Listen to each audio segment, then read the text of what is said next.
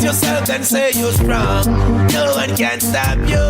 Yeah. Small business owners and independent contractors get affordable insurance with Sagicor Pro Shield. The time by Sagicor Life is 7 o'clock.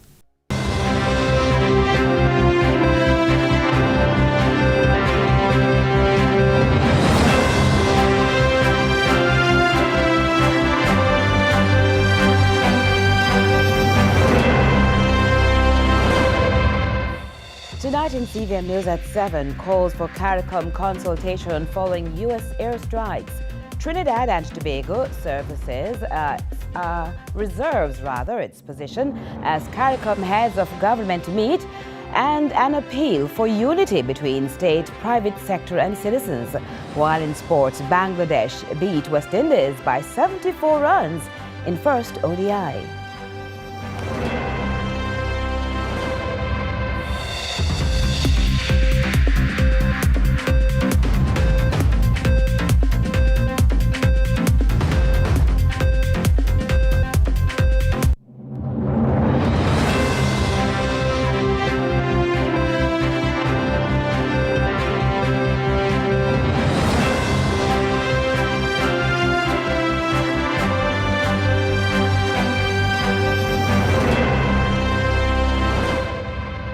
Hello from Kingston, Jamaica. This is CVM News at 7 for Saturday, October 18, 2025. I'm Caroline Brown. Thanks so much for joining us.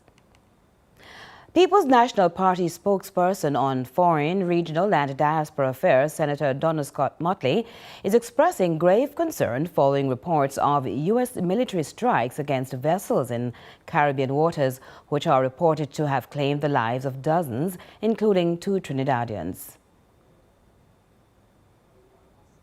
Of dozens of lives, including 2 Trinidadians, and the detention of 2 others. The Caribbean community's vision of this region as a zone of peace is under threat. Our people are entitled to pursue their livelihoods free from the shadow of militarization. These waters sustain life and commerce. They are not to be transformed into a theater of war. As a region, we have always chosen diplomacy and cooperation over force. Senator Scott Motley is calling on CARICOM to immediately initiate the process of consultation among member states, noting fisherfolk and coastal communities across Jamaica and the wider Caribbean are now deeply unsettled. I urge Prime Minister Andrew Holness, in his capacity as chairman of CARICOM, to initiate consultations among member states to forge a unified regional response. We must prioritize a clear reaffirmation of the Caribbean as a zone of peace, full respect for international law and the sovereignty of states. The Caribbean cannot afford to normalize extrajudicial actions in its waters. We must stand together to ensure that the principles of peace, sovereignty, and international law guide our future. Meanwhile, heads of government of the Caribbean Community CARICOM met and discussed various issues on the regional agenda, including the increased security buildup in the Caribbean and the potential impacts on member states, save in respect of Trinidad and Tobago, which reserved its position. They affirmed the principle of maintaining the Caribbean region as a zone of peace and the importance of dialogue and engagement towards the peaceful resolution of disputes and conflict. The heads also agreed that CARICOM remains willing to assist towards that objective. The CARICOM heads of government reiterated their continued commitment to fighting narco trafficking and the illegal trade in small arms and light weapons, which adversely affect the region. They underscored that efforts to overcome these challenges should be thorough and ongoing international cooperation and within international law, made that through cooperation and within international law. The heads also reaffirmed unequivocal support for the sovereignty and territorial integrity of countries in the region and the safety and livelihoods of the people of the region. Our global society is under threat. That declaration from a former president of the private sector organization of Jamaica and transparency advocate, Howard Mitchell. He says he's longing for the days when government leads with transparency. The private sector invests not just for profit, but for national and nation building, as civil society has a real seat at the table. Amoy Harriot tells us more. At first glance, progress seems visible. Murders have gone down by more than 40% this year. Jamaica's GDP is growing and unemployment remains at record lows. But experts say beneath the headlines, deep cracks remain. High cost of living, violent incidents in schools, environmental degradation, and a widening gap between citizens and the institutions meant to serve them. A recent survey by the Organization for Economic Cooperation and Development found that only 32% of the Jamaican population trusts the government.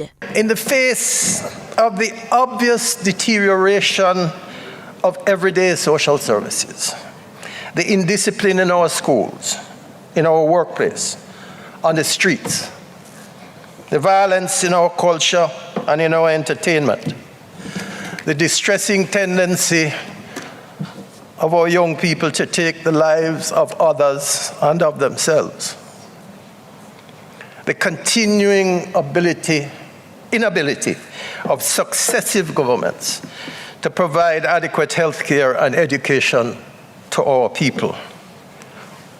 What is our plan to deal with it?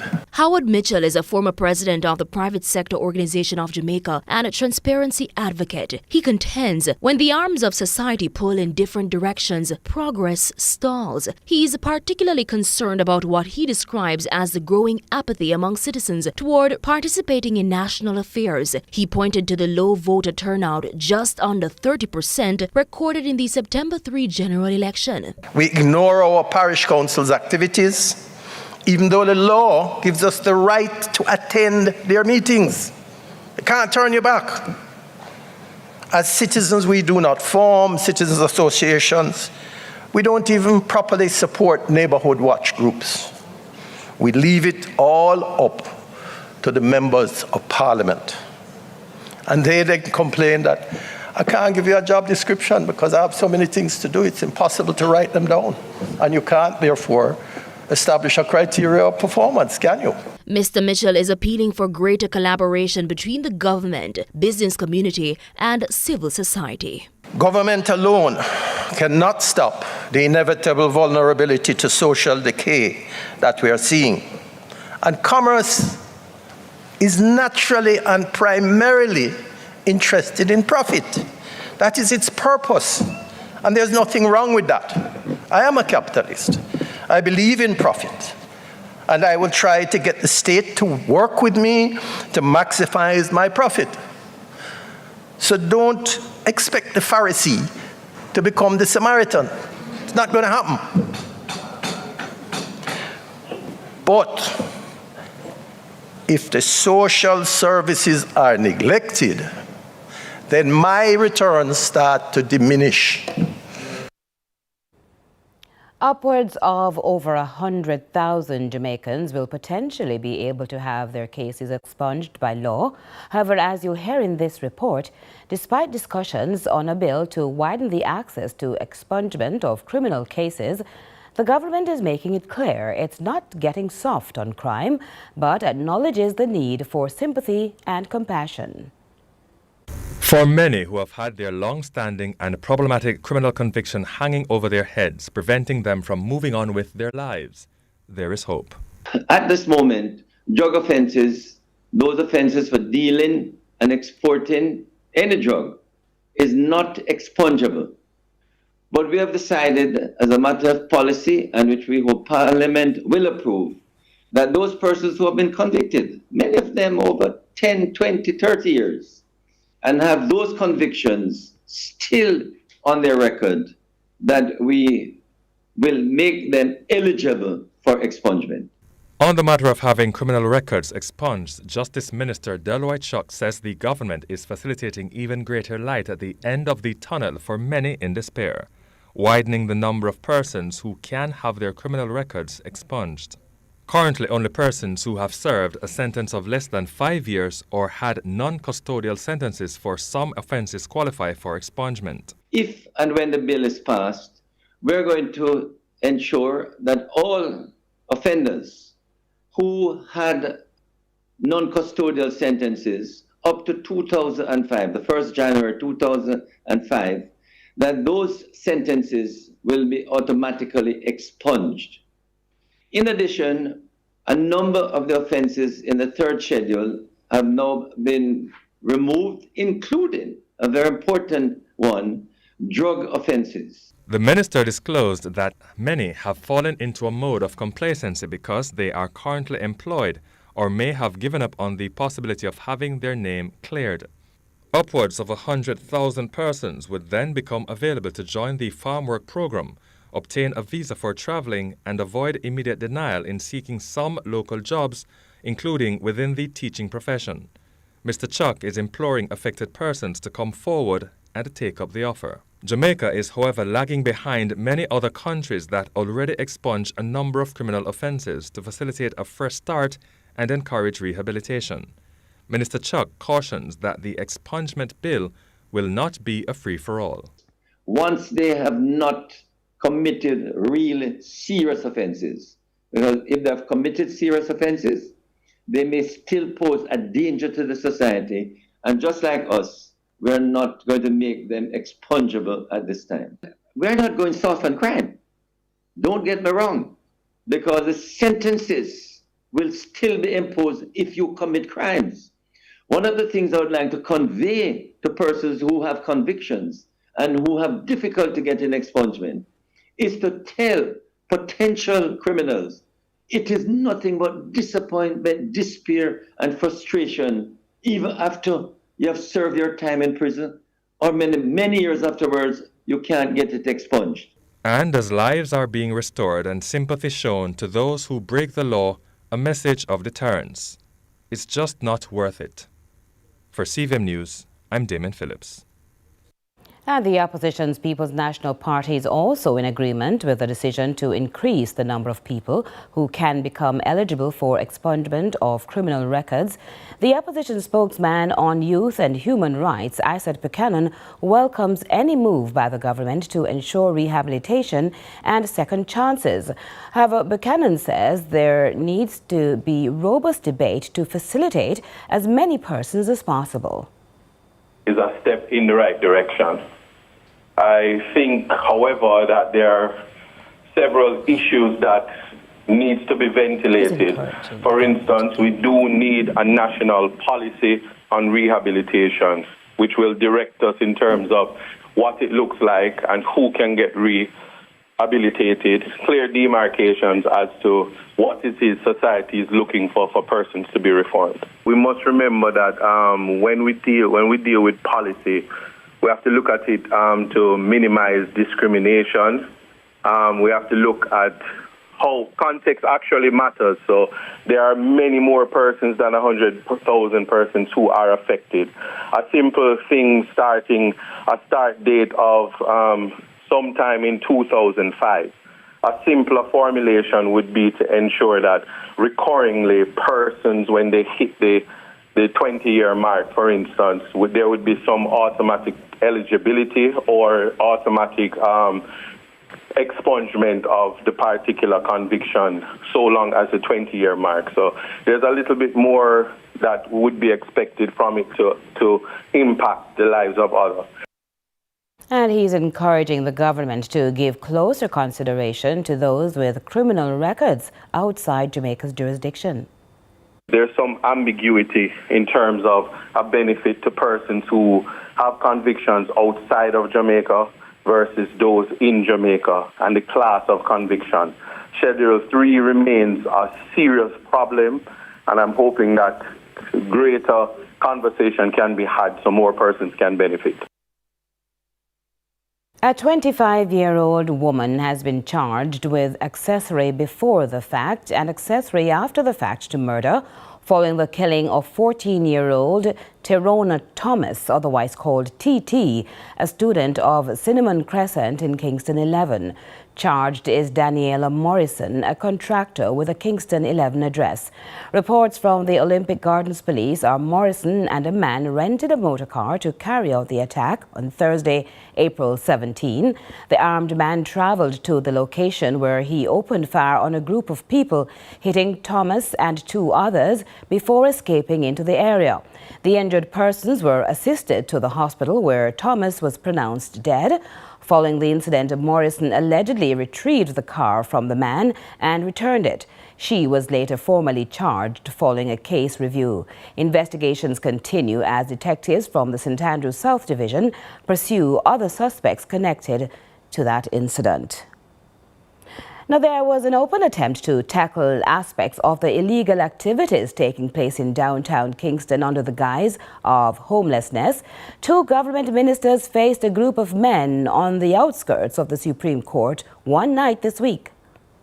The precincts of the Supreme Court on King Street, downtown Kingston, often used as a place of solace for the homeless, may soon be a thing of the past. It is important that the country understands that homelessness is not a curse on any one person. The Minister of Local Government and Community Development, Desmond McKenzie, is serious about separating those who are genuinely homeless and in need from those with access to homes but remain on the streets because of family issues. And then we know who the drug addicts are and those who are doing criminal activities using the disguise of the street people. The pungent stench and unsightly scenes outside the courts have disgusted the legal fraternity, and so Minister McKenzie took his colleague, Justice Minister, to face some of the men on the street. Is the Minister Chuck here with me? Minister Chuck is the Minister of Justice, yes. And you have to deal with the courthouse. Yes. This is the seat of governance in the country. This is where our courts operate. And the condition under where you people treat us. You defecate all over, you know, nasty up the place, everything that is wrong. But the men who used the area pushed back against the criticism. What's the problem? We leave our garbage bag. Leave, and sometimes we don't have bag, we don't have food. Now, why? Why there? We don't want to place more than all this thing. Last time, this is what I'm talking about. Why there? Let our guys complain and say, what was it last, whatever. If we can do that, better for we as communities. What followed was a gentle plea and the assurance measures to minimize the plight of the homeless will continue. But once the place is washed with help from the KCMC, it's a deal breaker for those who insist on pursuing illegal activities. It's over to the police. I am saying we have enough facility in downtown. For all of you that is out here, that I say, from up there, come down here. Can go and sleep for the night. The judges can't come and tell you to move, you know. The lawyers are complaining. The witnesses who come to court say what sort of government that can't clean up the place. And when they walk here, the smell, what is happening here can't continue. And the last thing we want to do is to get police to show you off at night. That doesn't make sense. So listen to Minister McKenzie and take up the offer. Yeah, because before long, we have to lock it off at night, otherwise so you can't go. Curlin Brown, CVM News. Stay where you are. We will continue with more right after this.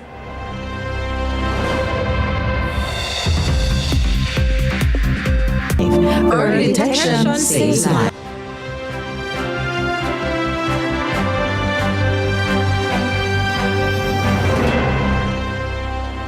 Welcome back. A diagnosis does not define you, so imagine the thrill when the opportunity presents itself to turn painful memories into fun moments. See this different experience of a lifetime on Inspired Jamaica. Reach out and touch somebody's hand. Make this world a better place if you can. From a distance, one could easily assume there's only one passenger along with the driver inside this vehicle.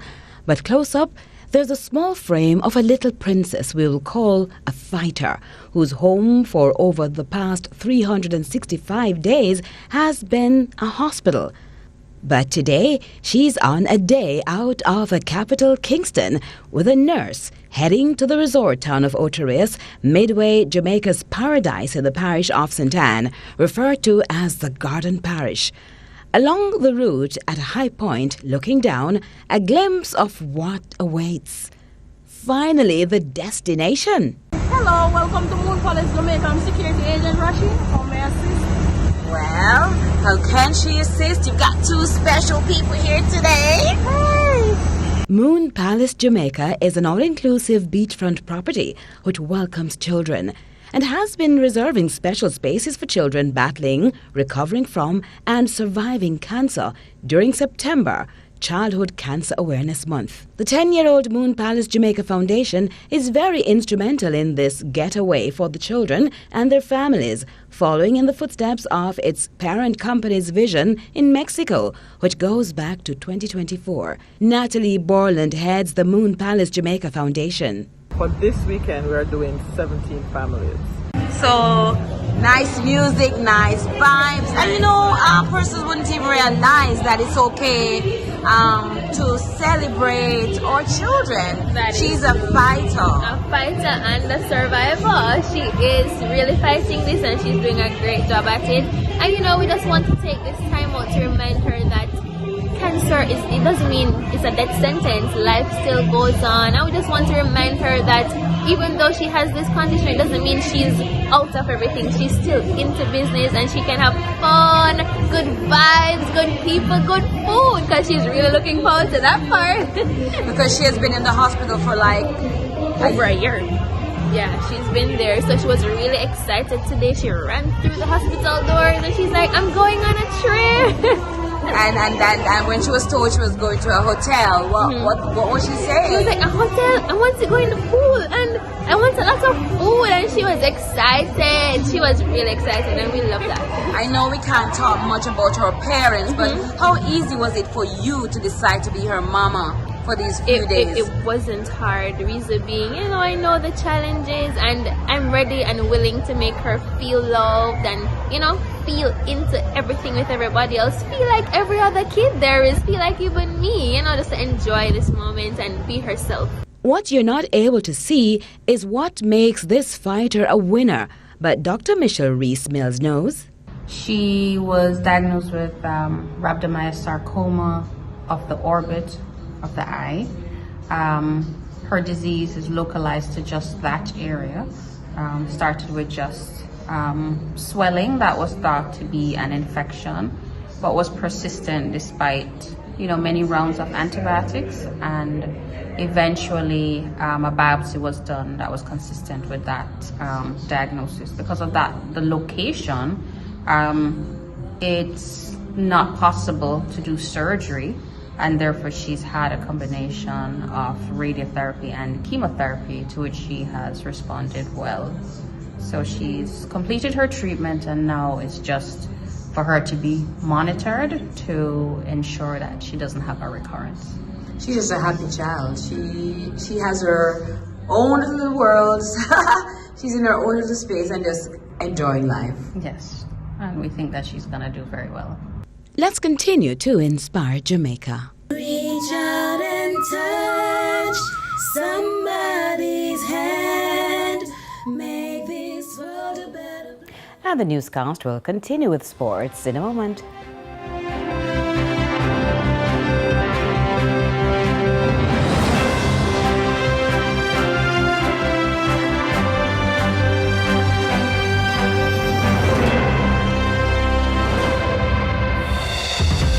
This Heroes Weekend, Sunday, October 19. The only place to be is Sabina Park for a rise to the occasion with Sizzla Kalunji. Get your tickets at Gina's Pharmacy, Portmore, Fesco, Ferry, Beechwood Avenue, and Stony Hill. Signature Styles, Central Plaza, Halfway Tree, Wicks by Gray, McMaster, Super Center, Kaya Herb House, Kingston, and St. Anne. Or online at risetotheoccasionlive.com. Pre-sale tickets $6,500 General, VIP $13,500. Rise to the occasion. Look at yourself and say you're strong.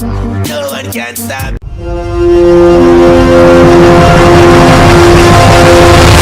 Something big is coming at courts. Let's delve deep into the issues. We'll take you beneath the surface. Greetings and salutations. My name is Orville Higgins and it's another edition of Fan Central. Talking to the people at the heart of the top sporting stories. Hear from your favorite sportsmen and women and the